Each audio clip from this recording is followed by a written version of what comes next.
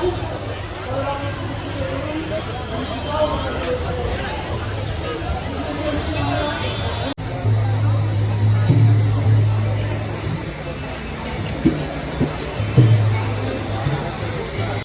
Guys, কেমন আছো তোমরা? আজ 7th জুলাই রথযাত্রা, আর সকলকে জানাই শুভ রথযাত্রার প্রীতি ও শুভেচ্ছা। আজকে আমি চলে এসেছি ময়দানে। দেখতেই পাচ্ছ চারিদিকে প্যান্ডেল করা শুরু হয়ে গেছে, কারণ কলকাতার ইসকন মন্দিরের সবচেয়ে বড় রথ এখানেই আসে। আজকের ভিডিওতে দেখাবো কিভাবে এখানে রথযাত্রা পালন করা হচ্ছে। জগন্নাথ, সুভদ্রা ও বলরামের রথ পার্ক স্ট্রিটের ইসকন মন্দির থেকে দুপুর 2টোর সময় বের হয়ে মাসির বাড়িতে যায়, আর আমরা সেই মাসির বাড়িতেই পৌঁছে গেছিলাম, যেখানে 8 জুলাই থেকে শুরু হবে রথের মেলা, যার প্রস্তুতি শুরু হয়ে গেছে অলরেডি। আর এর লোকেশন হলো ব্রিগেড প্যারেড গ্রাউন্ড ময়দান। আর এখানেই চলবে 7 দিন ধরে রথের উৎসব। আর এখানের আয়োজন দেখতেই পাচ্ছ, জগন্নাথ, সুভদ্রা, বলরাম প্রভুদের ওয়েলকাম করার জন্য এই প্রস্তুতি, সেটা ভীষণই অসাধারণ ছিল। আরও অনেক ভক্তরা কিন্তু অনেক দূর দূর থেকে এসে বসে আছে তাদের প্রভুদের আসার অপেক্ষাতে।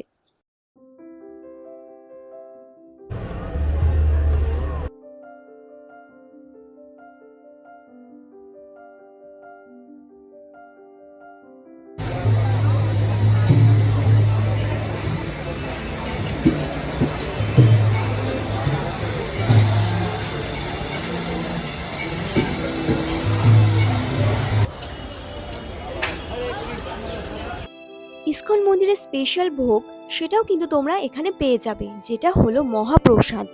এটা কিন্তু তোমাদের পয়সা দিয়েই নিতে হবে। এছাড়া বিনামূল্যেও এই প্রসাদ দেওয়ার ব্যবস্থা আছে, সেখানে লম্বা লাইন পড়ে। তো আমরা ফার্স্টে কুপন কেটে নিয়ে সেই কুপন দেখিয়ে প্রসাদ দেবে। আমরা কুপন কাটলাম 100 টাকা দিয়ে খিচুড়ির জন্য। এখানে খিচুড়ি বাদে লাড্ডু, গজাও ছিল, ওগুলোর প্রাইস আলাদা। আর এদের প্রসাদ কিন্তু মাটির হাঁড়িতে দিচ্ছিল, কারণ জগন্নাথ, সুভদ্রা, বলরামের প্রসাদ বা ভোগ সব সময় পুরীর মন্দিরে কিন্তু হাঁড়িতেই করা হয়, সেটা আমরা জানি। তাই হাঁড়ির মধ্যে খিচুড়ি আর আলুর দম একসাথেই ছিল, যেটা ইসকন মন্দিরের ডাইরেক্ট ভোগ। আমরা প্রসাদ নিয়ে নিয়েছি। প্রসাদ নিয়ে এখন দেবদিনা কোথায় খাবো, তো যাই হোক, এত উচ্ছ্বাস কি জন্য বুঝতে পারছি। সেবক ইনিও জানে না কোথায় বসে খাবে, তাই হয়তো জিজ্ঞাসা করছে।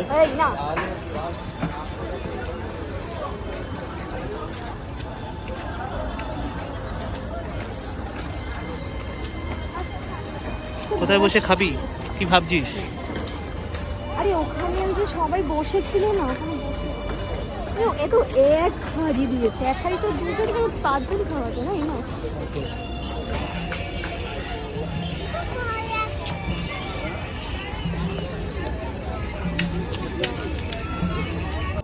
আমরা মাঠের মধ্যে দুটো চেয়ার পেতে বসে পড়লাম খিচুড়িটা ওপেন করার জন্য। তো ওপেন করার সাথে সাথে কিন্তু দারুণ একটা স্মেল বেরিয়েছিল, খুব সুন্দর ছিল, মানে তখনই খেতে ইচ্ছা করছিল, কিন্তু ভীষণই গরম ছিল খিচুড়িটা।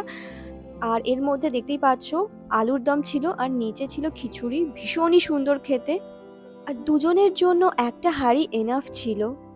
দেন খাওয়ার পরে আমরা অনেকক্ষণ ধরে ওয়েট করছিলাম রথ আসার। তো অনেক লেট হয়ে যাচ্ছিল, সন্ধে নেমে আসছিল। তারপরে আমরা এখান থেকে বেরিয়ে পড়লাম। বাইরে বেরিয়ে দেখলাম রাস্তার দুই ধারে আমাদের মতো অনেক মানুষ অপেক্ষা করে রয়েছে। আমরা আর এখানে অপেক্ষা না করে এখান থেকে বেরিয়ে পড়েছিলাম রথের লোকেশানে, মানে রথ যেখানে রয়েছে আমরা সেইখানেই গেছিলাম, কারণ অনেকটাই লেট হয়ে যাচ্ছিল। আর আমরা ফিরবো হচ্ছে এয়ারপোর্টে। তো এখান থেকে এয়ারপোর্ট অনেকটাই দূর, যেতে অনেকটাই সময় লাগবে। তো তাই জন্য আমরা বেশি দেরি না করে এখান থেকে বেরিয়ে পড়লাম। মেলার আশেপাশে কিন্তু কোনো রকম পার্কিংয়ের ব্যবস্থা নেই। যদি হুইলার পার্ক করতে হয় তবে কিন্তু তোমাকে পার্ক হোটেলের সামনে যে পার্কিংয়ের ব্যবস্থা আছে সেখানেই তোমাকে রাখতে হবে। তো আমরা এখান থেকে হেঁটে পার্ক হোটেলের সামনে অবধি হাঁটতে হয়েছিল। দেন ওখান থেকে আমরা রথের উদ্দেশ্যে বেরোলাম।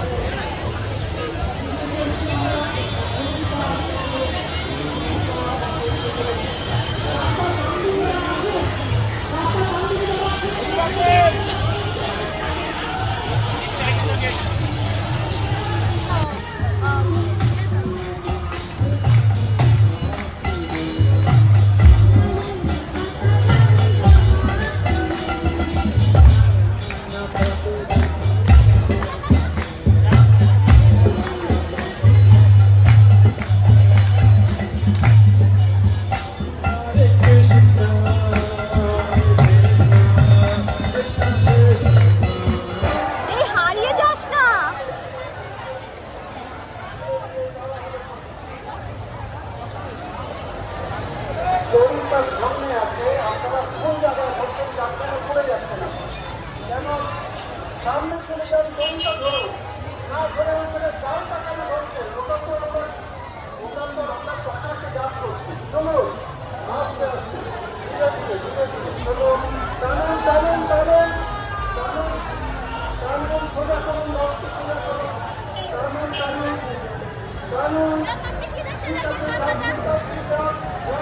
Jangan